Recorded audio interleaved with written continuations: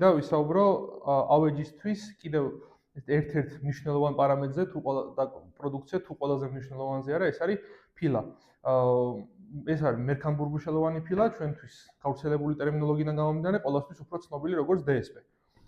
DSP ყველა ავეჯის შემადგენელი კომპონენტია, საბოლოო მომხმარებელი როგორც წესი, ძირთად, აი ამ ფორმაში იცნობს ხოლმე DSP-ს და ამ ფორმაში აქვს შეხება, უკვე საბოლოო პროდუქტი დაწვავებული, დამუშავებული და როგორც წესი, როცა საბოლოო მომხმარებელი არჩევს ამ პროდუქტს, საუბარი მიდის მხოლოდ იმაზე, რა ფერია, როგორი დაფარო აქვს, რომელი ტექსტურა და ასე შემდეგ.